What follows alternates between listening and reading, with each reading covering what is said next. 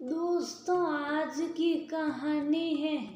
Mummy जी, मेरे माता पिता को मत बुलाया कीजिए।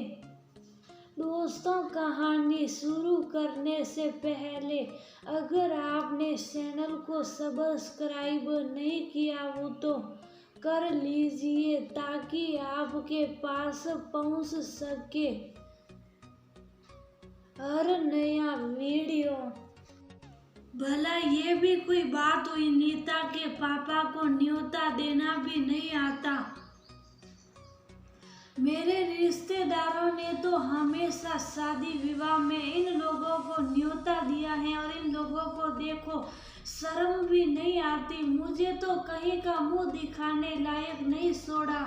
नीता के भाई की शादी है और देखो इतने से ही कार्ड देकर गए हैं। कुमुद जी का सुबह से ही बड़बड़ाना जारी था। जब से उनकी बहू नीता के पापा उनके बेटे की शादी का न्योता देकर गए हैं तब से ही उनका मूड उखड़ा हुआ है। हालांकि नीता को भी रसोई में काम करते हुए सब कुछ सुनाई दे रहा था, पर वह बोली कुछ नहीं, क्योंकि अगर बोलती भी तो बात ही बिगड़ती थी। इसलिए चुप रहना ही बेहतर समझा। नीता कुमुद जी की बहू और सुनील की पत्नी है। नीता की शादी 3 साल पहले ही सुनील के साथ हुई है। सुनील के परिवार में मां कुमुद जी और एक छोटा भाई आयुष है। नीता का मायका महाराष्ट्र में था, वही ससुराल जयपुर में। नीता का ससुराल का परिवार काफी बड़ा था। कुमुद जी के साथ भाई बहन थे। नीता की शादी के बाद के ससुराल में कई लोगों की शादी हुई थी, पर एक चीज कुमुद को बहुत अजीब लगती थी, वो था न्योता जो उसके मायके वालों के लिए होते। शादी है और वहां से न्योता आए तब तो समझ में भी आता था, पर जब दूर की रिश्तेदारी से उसके मायके के लिए न्योते आते थे वो बात पल्ले नहीं पड़ती थी। जबकि उसके मायके वाले तो उन लोगों जानते भी नहीं थे। नीता को आता था कि अगर मम्मी जी के बहन की बेटी के ससुराल में काम है या फिर मामा जी के बेटे के साले साहब का विवाह है तो न्योता मेरे मायके वालों का किस बात का, और उस पर भी ये उम्मीद करके बैठना कि सामने वाला भी हमें न्योता दे देगा। उसके माता पिता तो कभी आ ही नहीं पाते थे। एक तो इतनी दूर से समय और पैसा खर्च करके आना, वह भी ऐसे रिश्तों के लिए जो काफी दूर के हैं और जिन्हें जानते भी नहीं, संभव नहीं हो पाता। शुरू में तो नीता ने समझाने की कोशिश भी की, पर वही ढाक के 3 बात उसने कुछ भी कहना छोड़ दिया। पर जब भी किसी शादी विवाह में जाना होता तो परिवार के लोग यही कहते कि नीता तुम्हारे भाई की शादी कब है?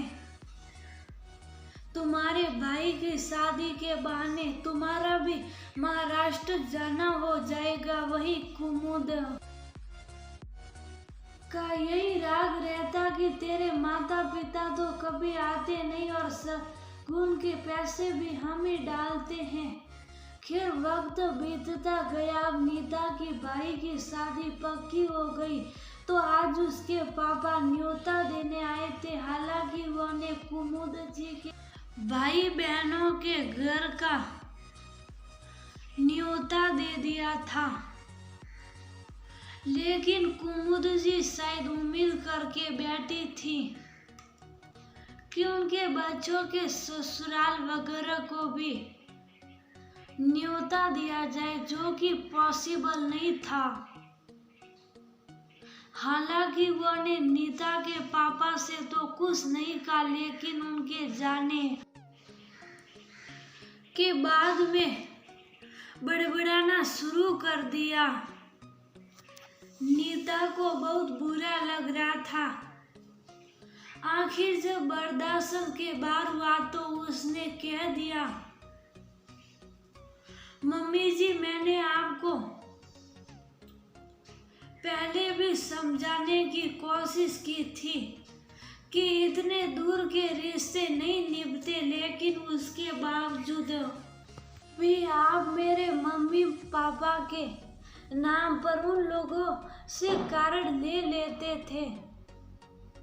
अब उनसे उम्मीद मत कीजिए आप लोग कि वह उन लोगों के लिए कार्ड देंगे। आइंदा से मेरे माता पिता को मत बुलाया कीजिए। तेरे कहने से क्या होता है, रिश्तेदारी में तो मेरी नाक कट जाएगी अगर मैं उनके मुंह पर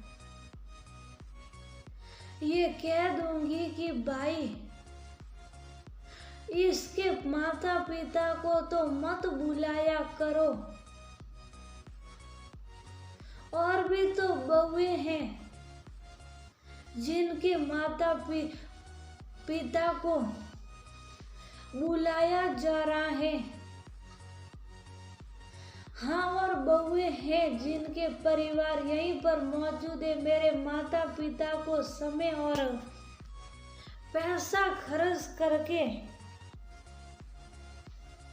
दूर से आना पड़ता है, जो कि हर समय संभव नहीं है।